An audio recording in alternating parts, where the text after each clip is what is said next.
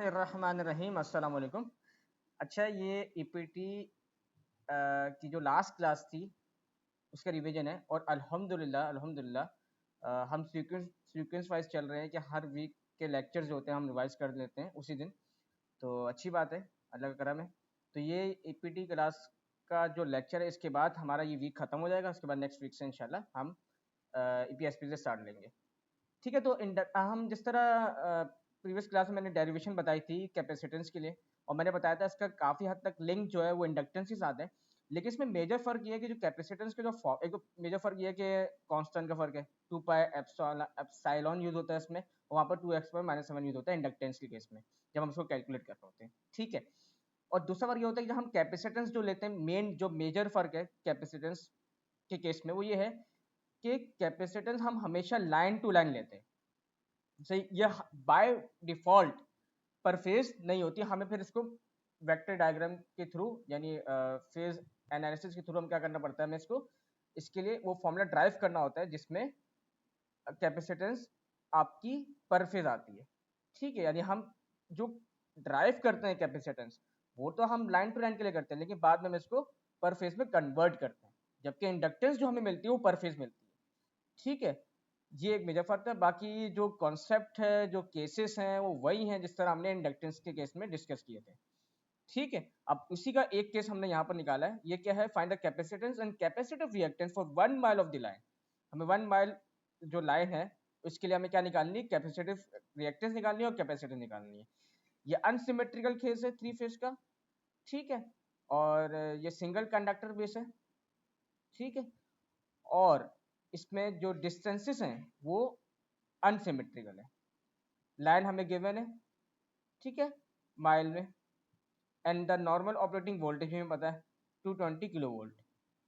सही, अभी हमें चीज़ें मालूम करनी फॉर टू न्यूट्रल यानी रिएक्टेंस टू न्यूट्रल, यानी इस बार फॉर्मूला जो हम यूज़ करेंगे जिस तरह प्रीवियस क्लास में मैंने वो ड्राइव करके दिखाया था कि किस तरह हमने इसको √3 VAN के थ्रू हमने VAB प्लस VAC किया था, और बाद में हमने इसको 3VN के साथ रिप्लेस करा दिया था कैपेसिटेंस को। यानी अब पहले हमने पोटेंशियल पे काम किया था, फिर हमने जो पोटेंशियल हमें मिला था उसको हमने 4 से डिवाइड कर दिया था।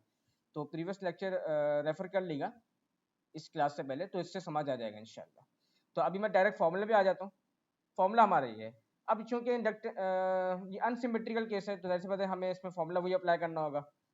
डी का फॉर्मूला क्या होता है कि क्यूब रूट और जितने डिस्टेंस है वो मल्टीप्लाई हो जाते हैं। सिंपल, यानी ज्योमेट्रिक मीन लग रहा है यहाँ पर बेसिकली ना। ठीक है, ये वही है जिस तरह हमने इंडक्टेंस के केस में किया था कि जब आपके पास अनसिमेट्रिकल केस होता है तो you have to multiply all this distances, और basically you are finding what, you are finding the geometric mean distance.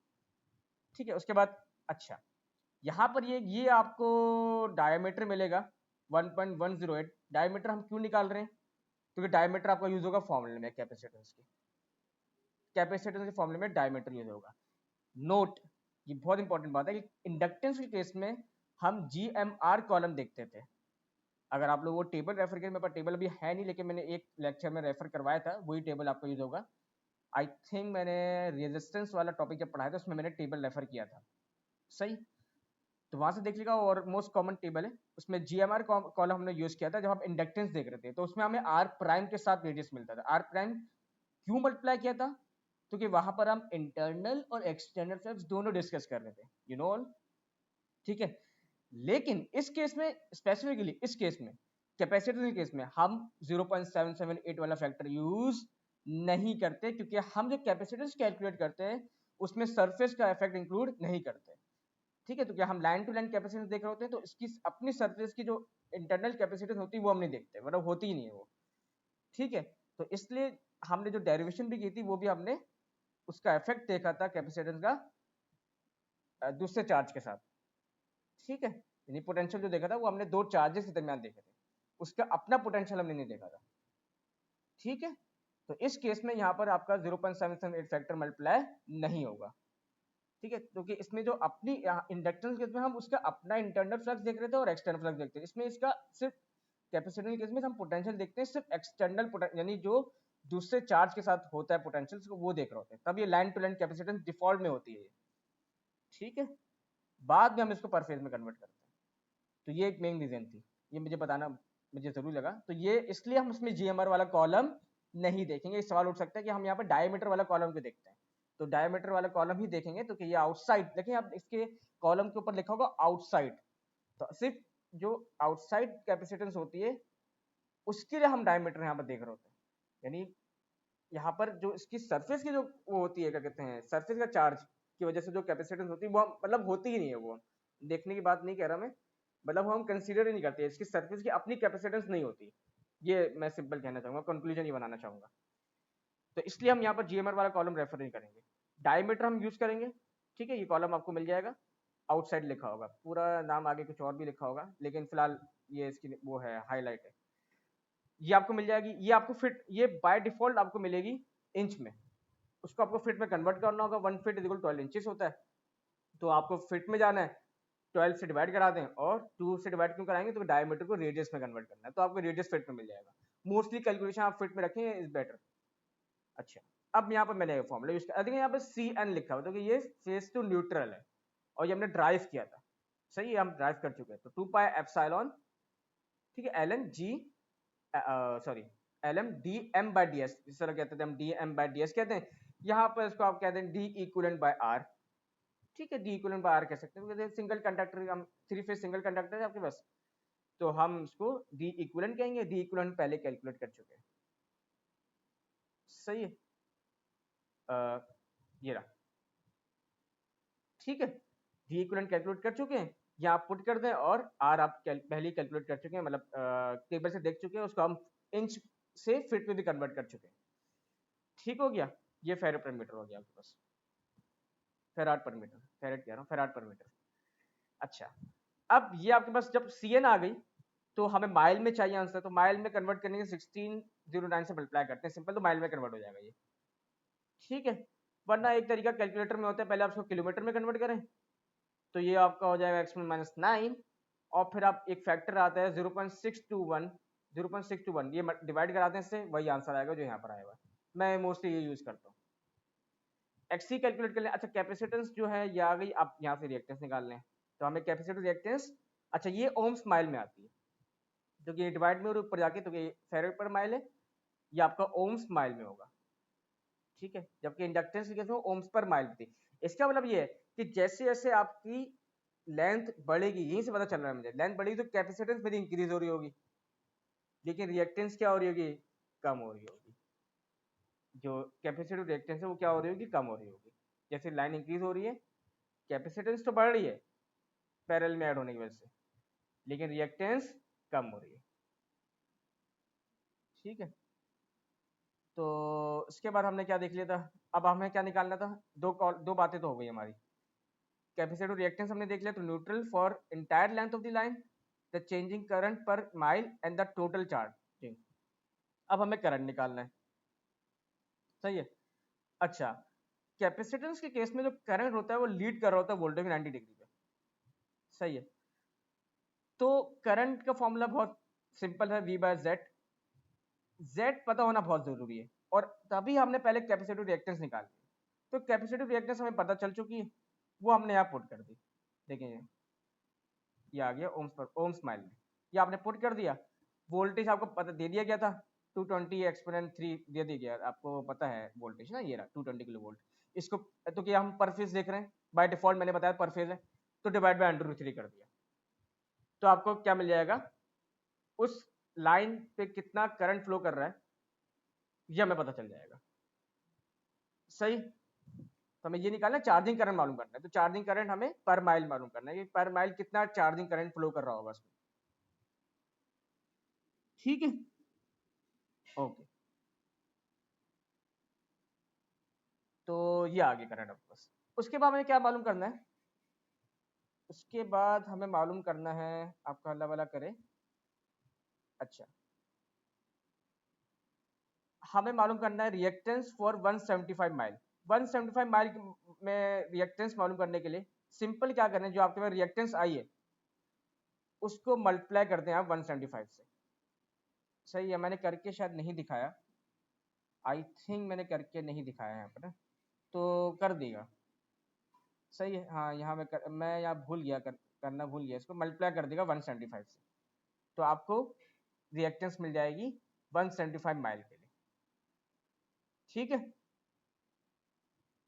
सही है, ओके।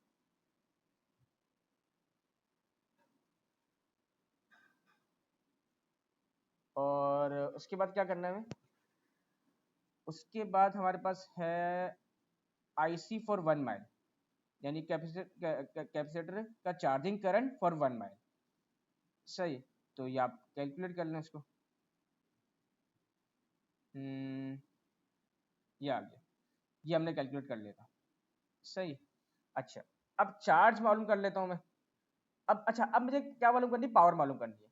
अब यहाँ पर कैपेसिटेंस के केस में कोई भी ऐसा, जब हम कैपेसिटेंस के लिए पावर मालूम करेंगे तो ऑब्वियसली बात है वो कौन सी पावर होगी, वो मेरी रिएक्टिव पावर होगी, क्योंकि कैपेसिटर आपका चार्ज प्रोवाइड करता है। सही है, तो हम यानी ये एज अ देखा जाए तो कोई पावर कंज्यूम नहीं करता। ये जो कैपेसिटर होता है ये पावर कंज्यूम नहीं करता, यानी इसमें हम पी नहीं मालूम करेंगे। क्यों? क्योंकि आपके पास जो कैपेसिटर है, जो आपके पास कैपेसिटर है, ये आपका कोई भी कंज्यूमिंग एलिमेंट नहीं है। ठीक है, यानी इस केस में जब भी हम इसकी पावर कैलकुलेट करेंगे तो अपेरेंट पावर केस में जो पी होगा 0 होगा, क्योंकि आपके पावर कंज्यूम कब होती है, जब लोड लगा होता है, तो या तो आपके पास रजिस्टर लगा होना चाहिए, ठीक है, या इम्पेडेंस लगी होनी चाहिए, तब आपकी पावर कंज्यूम होती है, अपेरेंट पावर, तभी हम कैलकुलेट करते हैं। लेकिन ये कैपेसिटर है और उसका हम पावर फ्लो देख रहे हैं, तो इस केस में क्या होगा कि हम क्यू निकाल रहे होंगे, तभी माइनस, माइनस का मतलब होता है ये पावर सप्लाई कर रहा है। ठीक है, तभी ये आपकी रिएक्टिव पावर माइनस में आती है। ठीक है, तो आपने क्या किया, सिंपल वोल्टेज लिया और आपने क्या किया, अब हमें पावर मालूम करनी है फॉर 175 माइल के लिए। ठीक है, तो अच्छा, यहाँ पर लिखा हुआ नहीं है कि मतलब पावर मालूम करनी थी, इस पूरा क्वेश्चन मैंने लिखा हुआ नहीं है, लेकिन पावर कैलकुलेट करनी थी आपको यहाँ पर ना। सही है, तो यहाँ पर क्या हुआ कि हमने क्या किया कि करंट हमारे पास आ चुका था, लेकिन करंट पर माइल था, तो मैंने जैसे बताया था 175 मल्टीप्लाई हमें करना होगा, ताकि 175 माइल के लिए हमें क्या पता चल जाए, power supplied by the capacitor, ये कह सकते हैं। ठीक है, ये कंज्यूम पावर नहीं है, तो आपके पास तब ये नेगेटिव में आ गया, तो √3 आ गया, तो 3 फेस है तो 3 फेस, और √3 से मल्टीप्लाई करने के बाद 220 x3 आपने वही वोल्टेज रखा जो हमें गिवन था, और 0.679 ये 671 ये हमें करंट, हम कैलकुलेट, चार्जिंग करंट कैलकुलेट कर चुके हैं। ठीक है, ओके। और ये हमारी, अच्छा ये एक सवाल हो सकता है कि हमने जो ये कॉन्फ़िगरेशन रखी है, इसमें करंट जो है हमारा पर फेज होगा, यानी करंट फेज करंट है ना ये, मतलब ये लाइन करंट तो नहीं है, क्योंकि हमने इसको √3 से डिवाइड करने के, वोल्टेज को √3 से डिवाइड करने के बाद हमने करंट मालूम किया। तो मैं बता देता हूँ, ये यूजुअली आपकी जो नेटवर्क जो होता है ना, ये आपका वाई होता है। सही है, तो डिफॉल्ट में जब हम कैपेसिटेंस कैलकुलेट कर रहे होंगे तो हम फिक्स होंगे कि हमारे पास जो कनेक्शन टाइप है वो वाई है, डेल्टा नहीं है। और वाई में आपको पता है कि करंट फेज और लाइन करंट दोनों सेम होते हैं, तो मैं इसको एज अ लाइन करंट भी ले सकता हूँ। ऑल दो जो पावर मैं मालूम कर रहा हूँ वो लाइन के लिए कर रहा हूँ, लेकिन वोल्टेज मैंने लाइन के ही रखे थे, यहाँ पे मैं डिवाइड बाय √3 नहीं किया। यहाँ मैं मल्टीप्लाई 0.671 इस वजह से कर रहा हूँ क्योंकि यहाँ मेरे पास जो कनेक्शन टाइप है वो मेरे पास वाई है, डेल्टा नहीं है। तो ये इंडक्टेंस कैपेसिटेंस दोनों के केस में है, अगर मेंशन, और वैसे भी बात तो ये पेपर मेंशन नहीं होगा तो वो आप वाई ही कंसीडर करोगे इसको। ठीक हो गई, आप इसको मल्टीप्लाई कर दो और आपके पास आंसर आ जाएगा रिएक्टिव पावर। सही है, तो ये सवाल था, पूरा इंपॉर्टेंट सवाल था, इसलिए मैंने इसको थोड़ा ज़्यादा टाइम दिया, तो इसलिए ठीक है, इसको समझना था लाजमी, लेकिन ऊपर मैंने लिखा हुआ भी है, ये मैंने लिखा हुआ भी है कि वायर सिस्टम डिफॉल्ट में होगा आपके पास। ठीक है, और एक इंपॉर्टेंट बात मैंने और भी लिखी हुई है कि जैसे जैसे लेंथ आपकी बढ़ती चली जाएगी, ठीक है, तो इम्पेडेंस बढ़ती है। ठीक है, तो आपकी जो रिएक्टेंस है, कैपेसिटिव रिएक्टेंस है, अच्छा कैपेसिटेंस बढ़ती है लेकिन कैपेसिटिव रिएक्टेंस आपकी कम होती चली जाती है। ठीक है, ये एक इफेक्ट मैंने बताना था, ये मैंने आपको डिस्कस भी कर दिया था, यहाँ लिखा हुआ भी है वैसे। ठीक है, आगे बढ़ते हैं। अच्छा, अब ये आ गया आपके पास ये सवाल, अब ये ज्यादा इसमें टाइम नहीं दूंगा, मैंने उसको ज्यादा टाइम इस वजह से क्योंकि इसमें नई बातें थी, नई बातें की पहली नई बात ये थी कि कनेक्शन टाइम हम वाई होगी, दूसरी बात ये थी पावर किस तरह से कैलकुलेट होगी, तीसरी बात ये थी कि यहाँ पर जो आपके पास जो फॉर्मूला है वो बाय डिफॉल्ट आपका किसमें, फेज में, ओ लाइन टू लाइन में होता है, उसको बाद में फेज में हम कन्वर्ट करते हैं पर फेज, और जो हम कैपेसिटी निकालते हैं पर फेज निकालते हैं। ये फॉर्मूला हम पहले से ड्राइव कर चुके हैं, ठीक है। और यहाँ पे एक और बात ये भी थी कि ये हमने किस तरह मीटर से माइल में कन्वर्ट किया, ये आ गया हमारे पास, ये इंपॉर्टेंट बात। और ज्यादा सब चीजें रिपीट में हो रही है, बस करंट की एक नई बात थी, चार्जिंग करंट किस तरह कैलकुलेट करेंगे कि जो वोल्टेज होगा, क्योंकि हमारे पास जो कैपेसिटेंस है वो फेज टू न्यूट्रल है, ठीक है, यानी पर फेज है, तो आपको उसका वोल्टेज किसमें रखना होगा, चार्जिंग करंट मालूम करते हुए ये आपको फेज वोल्टेज रखना होगा, ठीक है। तो वो आपको लाइन वोल्टेज गिवन होगा, तो आप लोग इसको डिवाइड करोगे √3 से, ये बहुत इंपॉर्टेंट बात है। और ये आपके पास क्या है, ये आपके पास वो है रिएक्टेंस जो अभी हमने कैलकुलेट किए ओम्स माइल में, ये किलो ओम्स माइल में, ठीक है। ये आपका करंट आ जाएगा और फिर आप इस करंट के थ्रू पावर मालूम करोगे, ये नई बात थी इसमें, बाकी ये सब चीजें रिपीट में थी। अच्छा अब जरा सा ये देख लेते हैं।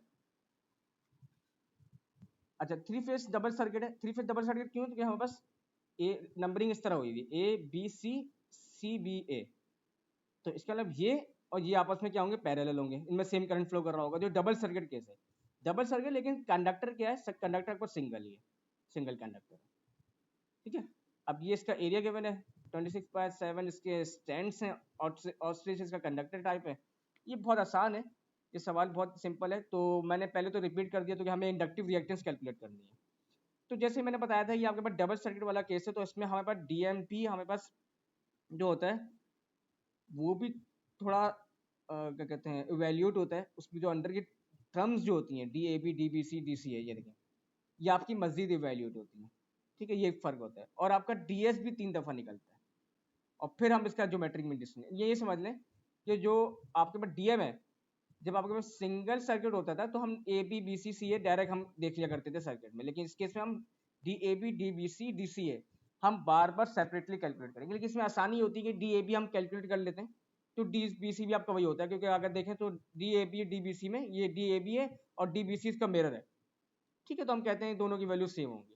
तो ये आपको मिड टर्म से भी काफी अंदाजा हो गया, डीएम आपने कैलकुलेट किया, ये फॉर्मूला यूज करना होता है, ये आप मॉडिफाइड मेथड है बेसिकली।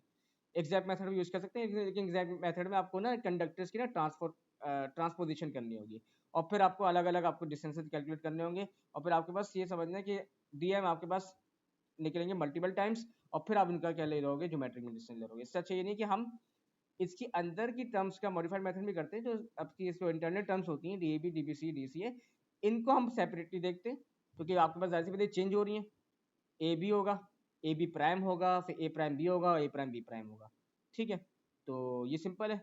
अच्छा D A B D B C आपका वही होगा, सेम होगा। अब 4 अंडर रूट, अब ये कैसे है टर्म आपके पास, अगर मैं डी ए बी देखूं तो डी ए बी है मेरे पास, ये ट्राइंगल बन रहा है आपके पास, तो अंडर 1.5 फीट का स्क्वायर प्लस 10 फीट का स्क्वायर, ठीक है।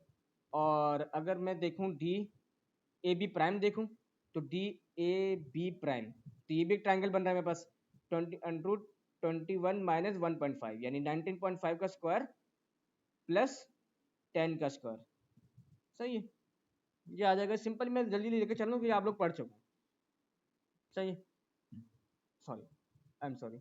अच्छा अच्छा, इसके बाद ये कि D A B D B C आपको मिल गया, डी सी ए कैलकुलेट कर लें, D A B D B C same होंगे, डी सी आपका चेंज हो जाएगा, डी सी अगर हम देखें तो सी ए, ये आसान है, इसमें कोई ट्राइंगल अप्लाई नहीं हो रहा, सी ए सी ए सी ए कहाँ है, सी ए आ गया, सी ए prime, C prime C prime ए का है, सी प्राइम ए और सी प्राइम ए प्राइम, तो ये मैं यहीं से बता सकता हूँ कि ये आपका होगा 4 √18 का स्क्वायर मल्टीप्लाई बाय 20 का स्क्वायर, ठीक है, ये आ गया, ये फिट में सारी वैल्यू अभी फिट में, अब फिट में रखे ज्यादा बेहतर है, मीटर में कन्वर्ट करने की जरूरत नहीं है।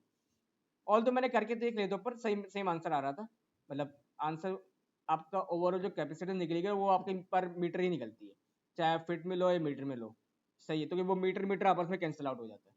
अब आर प्राइम भी जैसे मैंने बताया डीएस डबल सर्किट, डीएस भी आपके 3 दफा निकलेंगे, तो डीएस है अगर हम देखें तो आर प्राइम, अच्छा यहाँ पर आर प्राइम होगा, इंडक्टेंस कैलकुलेट कर रहा है, याद रहे ये कैपेसिटेंस नहीं है, इंडक्टेंस है, तो ये आर प्राइम होगा, तो ये आर प्राइम आपको जीएमआर कॉलम से मिलेगा, ठीक है।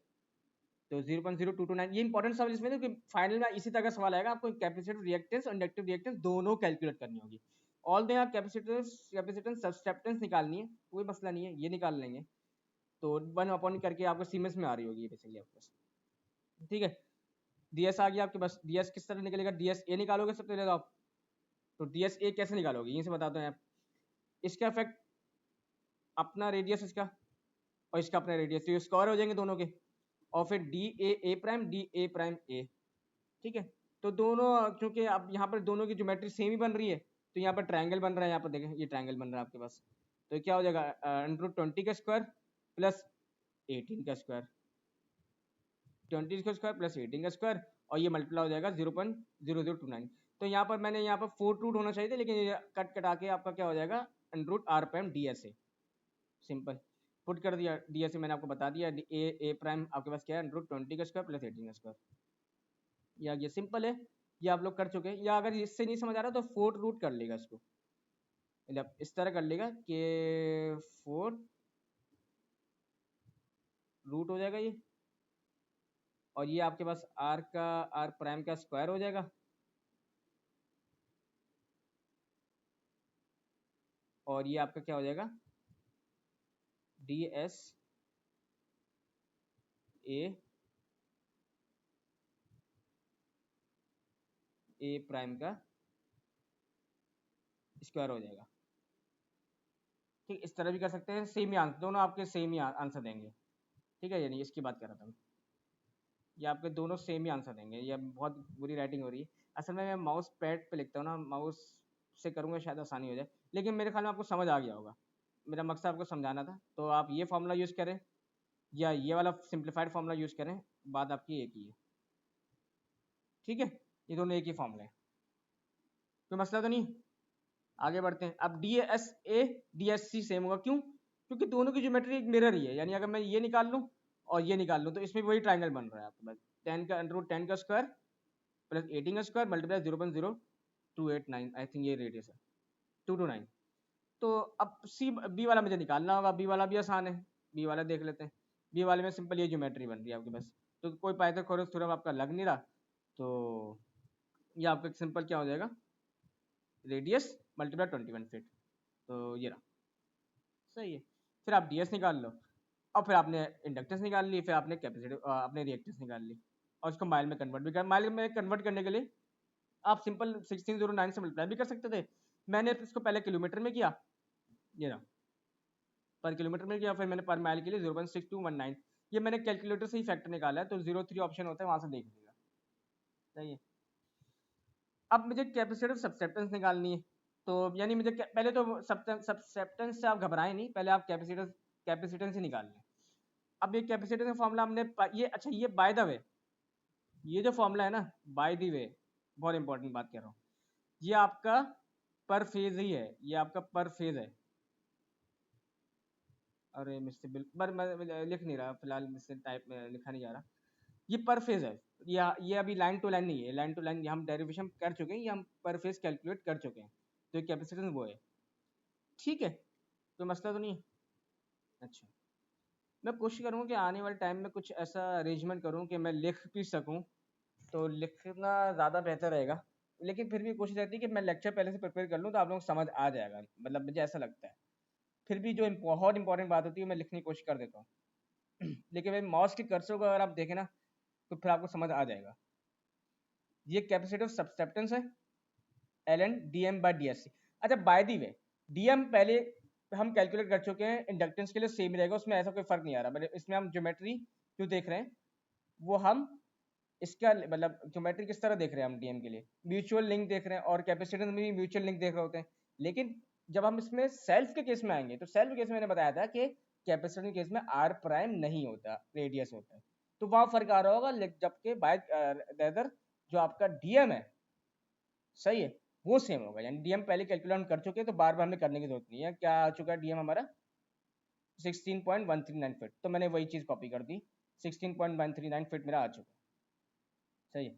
यहाँ मैंने पुट कर दिया। अब ये मुझे कैलकुलेट करना होगा, यहाँ पर आर प्राइम हट गया, बाकी आपका डिस्टेंसेस वही रहेंगे। तो ये आपने डायमीटर देखा, आउटसाइड एक कॉलम होगा, लिखा होगा डायमीटर आउटसाइड, ठीक है। आगे पूरी मुझे चीज़ याद नहीं है, लेकिन आप पहचान लेंगे। ये आपका बाय डिफॉल्ट किस में होगा, इंच में होगा। इसको फिट में कन्वर्ट करने डिवाइड बाई 2 मल्टीप्लाई 12 कर दिया, आर आ गया आपके पास फिट में, डी एस सी आप निकाल लेंगे, ये चीज़ तो वही रहेगी, ये चेंज हो जाएगी, ठीक है। बस आप उसके बाद वो निकाल लें, फिर आप कैपेसिटिव रिएक्टेंस निकाल लें, कैपेसिटिव निकाल लें, फिर कैपेसिटिव रिएक्टेंस निकाल लें, ठीक है। ये ohms kilometre ohms mile ohms metre में आएगी बेसिकली, इसको माइल में कन्वर्ट कर दें और फिर आप कैपेसिटिव रिएक्टेंस माइल में निकाल लें। माइल में निकालने के लिए दो मेथड है, या तो फिर आप क्या करें, कैपेसिटेंस को पहले किलोमीटर में कन्वर्ट करें, मैं इस तरह करता हूँ, मेरे कैलकुलेटर में काम हो जाता है। कैपेसिटेंस ये थी, कहाँ गई, ये रही, इसको किलोमीटर में किया कन्वर्ट, यहाँ किया, -8 हो गया, फिर मैंने इसको डिवाइड कर दिया 0.621 से, तो ये किस में आ जाएगा, फेरेड पर माइल में आ जाएगा, ठीक है। अब मुझे क्या निकालनी है, सब्सटेंस निकालनी, तो 1 कर दिया सिंपल, तो मेरे पास सीमेंस माइल पर फेज आ जाएगी, सिंपल ये काम था, सही है, ये बात समझ आ गई। अच्छा, अब मेरे पास क्या होमवर्क क्वेश्चन देख रहे थे, होमवर्क क्वेश्चन आसान है, अगर डबल सर्किट समझ आ गया तो ये सिंगल, ये बंडल कंडक्टर है लेकिन सिंगल सर्किट है, ठीक है। तो इसमें तो आसान होता है डीएम निकालना, डीएम निकालने के लिए क्या करूंगा, 8 मल्टीप्लाई करके 16, मतलब डीएम फॉर्मूला वही है। अच्छा, ये एन लिखा हुआ है, ये मतलब इसका मतलब ये है कि हम फेज और न्यूट्रल के दरमियान कैपेसिटेंस देख रहे हैं, ये बात इंपॉर्टेंट है, ठीक है। ये लाइन टू लाइन कैपेसिटेंस नहीं है, तो यहाँ से हमने डीएम कैलकुलेट कर लिया पहले, ये डीएम कैलकुलेट हो गया हमारे पास, सही है। डीएस के लिए मैंने बताया था कि डीएस में, अच्छा ज्योमेट्री हमारी चूंकि ये वाली है, तो इसका इफेक्ट इसके साथ होगा। अगर हम डिस्टेंस किस तरह देखें, पहले इसका अपना रेडियस, फिर इसका डिस्टेंस इसके साथ, फिर इसका अपना रेडियस, फिर इसका डिस्टेंस के साथ, यानी 4√r² d² आ रहा होगा, तो ये रिड्यूस होकर आर डी हो जाएगा, सही है। डी हमें पता है, डी पुट कर देंगे, डी आपका किस में था, इंच में होगा, ये टेबल से मिलेगा, मैं कन्वर्ट किया इसको फीट में, ठीक है, ये आ गया आपके पास, ठीक है। अब ये आप लोग देख लीजिएगा, ये आसान है, बाकी मैं थोड़ा सा इंपॉर्टेंट टॉपिक शुरू करता हूँ, थोड़ा बहुत टाइम ले लिया मैंने इसमें। अब ये है कि थोड़ा सा चेंज करते हैं, मॉडिफाइड मेथड ये है कि मॉडिफाइड में ये है कि अगर मैं कैपेसिटेंस में अर्थ का इफेक्ट भी इंक्लूड कर दूँ, लेट्स सपोज, तो earth as a conductive material act करेगा, इससे क्या होगा, ओवरऑल कैपेसिटेंस इंक्रीज हो जाएगी, यानी रिएक्टेंस और डिक्रीज हो जाएगी। अब उसका इफेक्ट हमें देखना है, तो फॉर्मूले में क्या चेंज आएगा, फॉर्मूले में अगर आपके पास विदाउट क्या कहते हैं अर्थ, अगर आपके पास फॉर्मूला क्या था, pi epsilon divide by ln d/r, यहाँ लिखा हुई पेंसिल से मैंने, सही। लेकिन अगर मैं अर्थ का इफेक्ट इंक्लूड कर दूंगा तो फॉर्मूला ये हो जाएगा मेरे पास, ln मतलब पाई एप्सिलॉन तो वही है, ln d r d/r, ये रूट नहीं है इसका, ये r मल्टीप्लाई हो रहा है, √1 + d²/4h², height from the entire electric field, यानी इसकी पूरी इलेक्ट्रिक फील्ड से कितनी हाइट आ रही है। अब चूंकि ये डिनोमिनेटर में है, तो अब क्या होगा, इसका इफेक्ट 1 से भी लेस देन होगा, तो ओवरऑल इससे ही पता चला कि कैपेसिटेंस जो होगी अर्थ के केस में बहुत माइनर से इफेक्ट ला रही होगी, ठीक है। यानी जब earth as a conducting material act भी करेगा तब भी कैपेसिटी इतनी इंप्रूव्ड नहीं होगी, लेकिन होगी, इसका हम एक न्यूमेरिकल भी देखेंगे, इससे अंदाजा भी हो जाएगा, ठीक है। लेकिन जैसे लाइन बढ़ती चली जाएगी तो फिर इसका इफेक्ट आपका सिग्निफाई होता चला जाएगा, ये इंपॉर्टेंट बात है। लेकिन इसलिए इसको कंसीडर करना बहुत, ऐसा नहीं कि हम निगलेक्ट कर लेना, नहीं निगलेक्ट नहीं करेंगे, ये हम टॉपिक एज अ टॉपिक हमने कंसीडर इस वजह से किया है कि ट्रांसमिशन लाइन के केस में अगर हम देख रहे हैं तो उस केस में तो बहुत लेंथी ट्रांसमिशन लाइन्स होती हैं, तो वहां आपके पास ये इफेक्ट बढ़ जाएगा, कंसिडरेबल होगा, सिग्निफाई होगा, कोई ना कुछ सिग्निफिकेंस होगी उसकी। अब होता क्या, कैलकुलेट करते किस तरह, हम इसके लिए यूज करते हैं method of images electric field के केस में। जब हम इसकी हाइट कंसीडर करते हैं फ्रॉम इट्स इलेक्ट्रिक फील्ड, तो मॉडिफाइड आपके पास फील्ड हो जाती है, यानी फील्ड अरेंजमेंट मॉडिफाइड हो जाती है, ठीक है। तो इसको कैलकुलेट करने के लिए हम जो मेथड यूज करते हैं वो कंडक्टर की इमेज, यानी image of conductor, image method of image use करते हैं। अब अगर ये तो सिंगल फेज के लिए था, सिंगल फेज के लिए क्या था कि जो कंडक्टर है, ये हम पहले डेरिवेशन देख चुके हैं, बीच में अर्थ आ चुका है, ठीक है। तो हम करते क्या है, हम करते ये हैं, मैं इसकी डेरिवेशन दिखा देता हूँ, बेसिकली डायरेक्ट डेरिवेशन दिखा देता हूँ। अच्छा, मैंने डेरिवेशन इंक्लूड ही नहीं की शायद, अच्छा अच्छा, मैंने डेरिवेशन इसकी इंक्लूड नहीं की, लेकिन डेरिवेशन इसकी काफ़ी आसान है।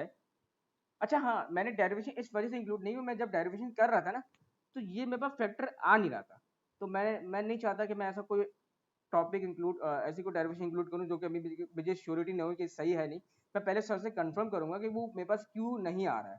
जब मैं कहना ही चाह रहा हूँ, जब मैंने इसको ड्राइव किया ना इस सिंगल फेज 2 वायर के केस में, यानी जब मैंने इस सिंगल फेज 2 वायर के केस में जब इसको ड्राइव किया ना इस फॉर्मूले को लाने के लिए, तो मेरे पास थोड़ी टर्म्स ना अजीब सी आ रही है। यानी ऊपर 2h आ रहा है, यहाँ आर तो आ रहा है, यहाँ पर 1 + 4h² बाय डी² आ रहा है। मतलब मेरे पास सही नहीं आ रही टर्म्स, मतलब आगे पीछे आ रही, जबकि सर ने फॉर्मूला ये लिखवाया है।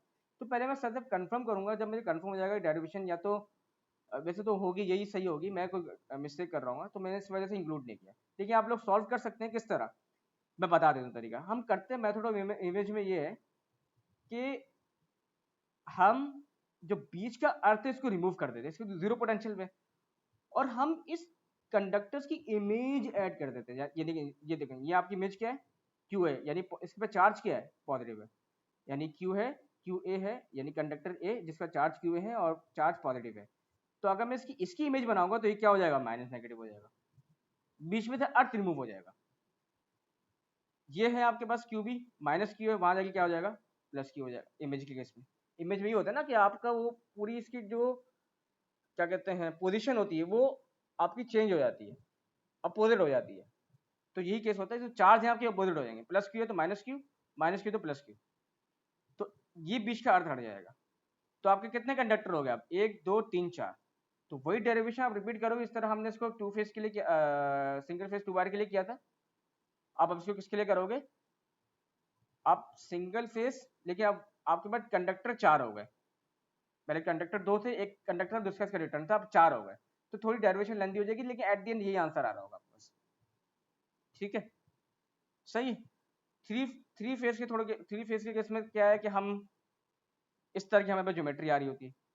विदाउट अर्थ हमारे पास ये फॉर्मूला होता है D 2πε ln d equivalent by R, ये फॉर्मूला है। ठीक है, और हमने यूज भी किया, ऊपर मैं दिखा भी देता हूँ, हमने ऊपर यूज भी किया, ये रहा, ये फॉर्मूला यूज किया था dm बाय, नहीं ये नहीं देखते, मैं कोई और फॉर्मूला दिखाना चाह रहा था, ये रहा, ये वाला फॉर्मूला यूज किया था। तो d इक्विवेलेंट बाय आर, सही है, 2πε d इक्विवेलेंट बाय आर। तो ये आपका किस केस में, थ्री फेज के केस में, क्योंकि थ्री फेज है ना ये आपके पास, सिंगल सर्किट लेकिन थ्री फेज सिंगल कंडक्टर। ठीक है, लेकिन अनसिमेट्रिकल था, तो ये विदाउट अर्थ तो आपके पास ये होगा। सही है, ये न्यूमेरिकल भी हमने देख लिया। सही। अब जब विद अर्थ देखेंगे तो हम इसमें अब कंडक्टर की कुछ ट्रांसपोजिशन होगी, तो क्यू है, इसका इमेज ये रहा माइनस क्यू है, तो हाइट क्या हो जाएगी h1, इसकी टोटल हाइट कितनी हो जाएगी h1 हो जाएगी। अब इसकी इमेज ये हो जाएगी, तो यहाँ पर अलग से इमेज बन रही होगी इनकी आपस में ट्रांसपोजिशन के बाद। तो ये इसकी इमेज इसके साथ, इसकी इमेज इसके साथ, और फिर इसकी इमेज इसके साथ, इसकी इमेज इसके साथ। तो इस तरह आपके पास इमेजेस आ रही होंगी, तो आपके पास टोटल टर्म्स जो है ना कैपेसिटेंस कैलकुलेट करते हुए वो बढ़ जाएंगी। तो इसकी डेरिवेशन अगर किसी को करनी है तो कर लीजिएगा। इसका मैं टोटल आंसर बता देता हूँ, सॉल्व करने के बाद ये आंसर आ रहा होगा। ठीक है, यानी 2πε ln d equivalent by r minus ln cube root h1 2 h23 h31 divide by cube root h1 h2 h3, h1 h2 h3 तो आपके ये हो जाएंगे, h1 ये इन दोनों की हाइट, इन दोनों कंडक्टर की हाइट h2, और ये इन दोनों की हाइट h3, और h1 ये डायगोनल आपके पास क्या है, ये आपके पास क्या है, डायगोनल डिस्टेंसेस है। ठीक है, h1 से 2। ठीक है, तो ये डायगोनल के लिए है, और ये आपके पास जो आपके कंडक्टर्स की जो आपस में इमेज बन रही है ये वो है। ये ऐसा क्यों है, क्योंकि असल में ना ये ट्रांसपोजिशन के बाद ना इसका इफेक्ट अब इसके साथ, मतलब ये समझ लें आपस में एक दूसरे का ना हम इमेज देख रहे होंगे। तो इसकी इमेज यहाँ पे आ रही होगी, ये टोटल इमेज तो इस तरह आ रही होगी, टोटल ये आपके पास थ्री फेज कंडक्टर है। ठीक है, इसकी इमेज वैसे ही आ रही होगी। अब इसकी इमेज यहाँ जा रही होगी, इसकी हाइट देखेंगे, इसकी हाइट इसके साथ देखेंगे, इसकी हाइट भी इसके साथ भी देखेंगे, और इसकी हाइट इसके साथ भी देखेंगे। तो ये है आपके पास। ठीक है, ओके। अच्छा मेथड और इमेज मैंने आपको बता दिया कि अच्छा मेथड और इमेज के लिए एक बात बहुत जरूरी है कि आपके पास इक्व पोटेंशियल प्लेन होना चाहिए, यानी बाउंड्री फील्ड जो है ना वो यूनिफॉर्म होनी चाहिए। और दूसरी बात, आपके पास फील्ड पैटर्न, यानी फील्ड पैटर्न यानी मैंने फॉर एग्जांपल फील्ड पैटर्न का मतलब ये कि अगर मैंने ये हटा दिया, अर्थ रिमूव कर दिया, तो मैं जो इमेज बना रहा हूँ तो उसका पैटर्न अपने उसके साथ जिसकी मैंने इमेज बनाई है वो आपका क्या होना चाहिए, पैटर्न फॉलो होना चाहिए, मतलब पैटर्न आपका सही होना चाहिए, यानी पैटर्न आपका जो बन रहा होगा इस बाउंड्री कंडीशन पे वो आपका यूनिफॉर्म होना चाहिए। यूनिफॉर्म ऐसा है कि ये ऐसा ना हो कि ये बाउंड्री कंडीशन यहाँ की है और ये यहाँ जा रही है दूसरे के साथ टच कर, नहीं सही है। तो ये आपका इक्वी पोटेंशियल आपका प्लेन होना चाहिए पहली बात तो, यानी 0 वोल्ट पे होना चाहिए आपके पास। अगर मैं इस कंडक्टिव प्लेन को हटा रहा हूँ जो कि अर्थ है, तो जब मैं हटा दूंगा उसकी तो फील्ड पैटर्न आपका सेम होना चाहिए जिसका आपने इमेज लिया है। यानी अगर मेरा इमेज ये है, इसका इमेज मैं यहाँ ले रहा हूँ तो इसका पैटर्न इमेज का वही होना चाहिए जिसका मैंने इमेज जिसके साथ इमेज लिया है। यानी अगर ये पॉजिटिव है तो ये नेगेटिव होना चाहिए, पहली बात तो ये। और इसका जो फील्ड पैटर्न है और इसका फील्ड पैटर्न है वो आपस में लिंक होना चाहिए, ये कहने का मतलब है। ये एक इंपॉर्टेंट बात थी, जनरल नॉलेज के लिए बस थी। अब इसका न्यूमेरिकल देख लेते हैं बेसिकली। तो न्यूमेरिकल क्या है इसका, न्यूमेरिकल इसका ये है कि आपके पास अच्छा ये डेरिवेशन यहाँ से कंटिन्यू की थी मैंने, मैं दिखा नहीं रहा इसको। ये आपके पास सिंगल फेस, अच्छा find the capacity per kilometre per phase of a 3 phase line arrange in the horizontal plane. अच्छा ये 3 फेस लाइन ही है, मैं पहले सिंगल फेस समझा, बाद में मैंने क्वेश्चन पढ़ा 3 फेस लाइन ही है। 3 फेस लाइन है, हॉरिजॉन्टल अरेंज हुई हुई है, 8 मीटर अपार्ट है, ठीक है। अब हमें इसका इमेज लेना है, जाहिर सी बात है। तो हमें height of the all conductor above the earth 13 metre, 13 metre यानी हाइट कंडक्टर जो हाइट है वो 13 मीटर है। हर कंडक्टर के लिए जो डायमीटर हमें दे दिया गया, मतलब आपको टेबल देखने की जरूरत नहीं, डायमीटर पहले दे दिया 2.6 सेंटीमीटर, ये रहा, ये लिखा हुआ है।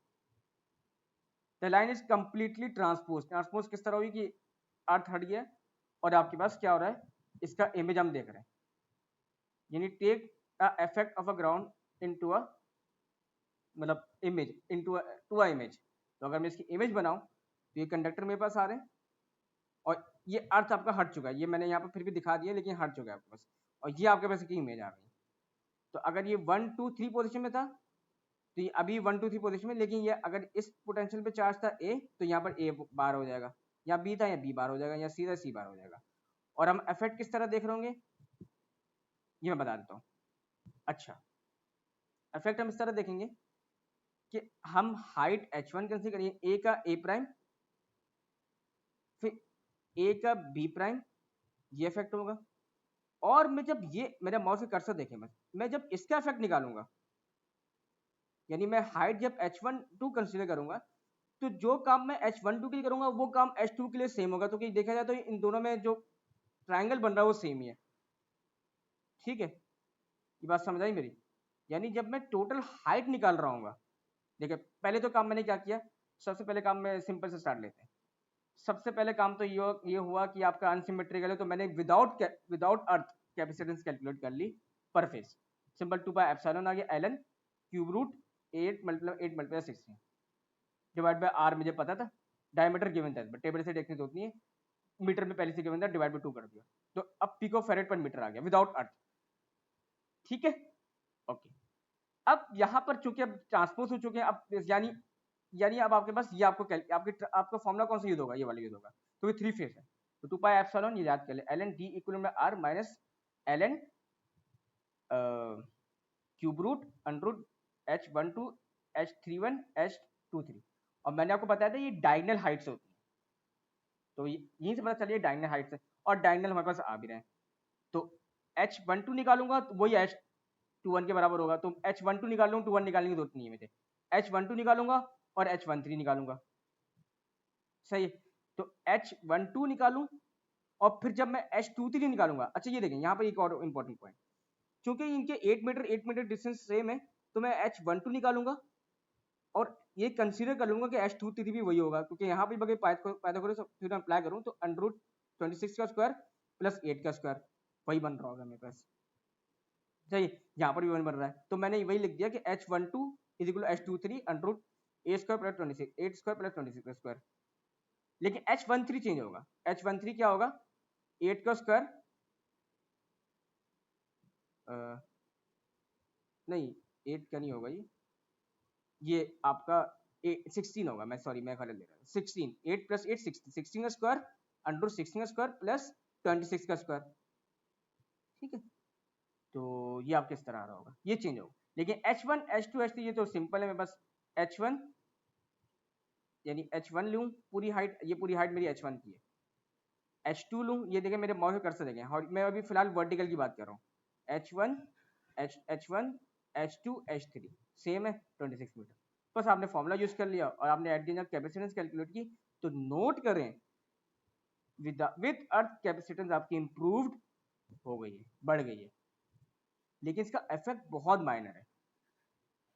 सही, तो मुझे यही बताना था। खैर आज का लेक्चर यही था कि कैपेसिटेंस का इफेक्ट अगर हम अर्थ के केस में देखें तो earth as a conductive material act करेगा। ठीक है, as a conductive plane act करेगा, तो जिसकी वजह से ओवरऑल जब आपकी एक कैपेसिटेंस में फेस की ग्राउंड कर दूंगा तो आपका earth as a conductor act करेगा। ठीक है, जिसकी वजह से क्या होगा कि आपकी जो ओवरऑल कैपेसिटेंस है वो इंप्रूव्ड हो जाएगी। यानी पहले हम दो प्लेट्स के दरमियान जब कैपेसिटेंस देख रहे थे, सही है, तो जब मैंने उनमें से एक को ग्राउंड कर दिया, तो जब ग्राउंड का इफेक्ट आया तो ग्राउंड का मतलब अर्थ कर दिया, तो अर्थ भी एज अ कंडक्टिव, उसने कंडक्टिव प्लेट एक्ट किया। ठीक है, और क्या हुआ, जो कैपेसिटेंस थी वो आपकी इंप्रूव्ड हो गई। सही है, और यहाँ लेकिन उसका इफेक्ट बहुत माइनर है।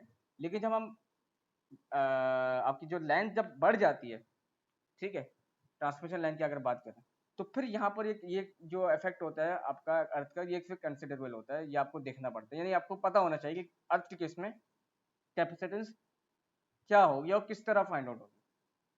ठीक है, तो आज का लेक्चर यहीं तक रखते हैं, और कोई सवाल है तो पूछ लेगा। सर डेरिवेशन मैंने ऐड नहीं की क्योंकि वो पेपर का पार्ट भी नहीं है, और दूसरी बात ये कि मेरा अभी आंसर मैच भी नहीं कर रहा, मैं सर से पूछूंगा। फिलहाल यहीं तक था, लेक्चर इंपॉर्टेंट है, ये देख लीजिएगा। और कैपेसिटेंस का टॉपिक हमारा कंप्लीट हो चुका है, इंडक्टेंस भी हो गया, कैपेसिटेंस भी हो गया। अब हम मॉडल्स देखेंगे ट्रांसमिशन लाइन्स के, पाई मॉडल देखेंगे, और हमने हम कैपेसिटेंस और इंडक्टेंस दोनों का इफेक्ट कंबाइन नहीं देख रहे होंगे। तो आगे लेक्चर से बहुत मज़ा आएगा इंशाल्लाह। फिलहाल आज के लिए यही था, ख्याल रखिएगा अपना, अल्लाह हाफिज़।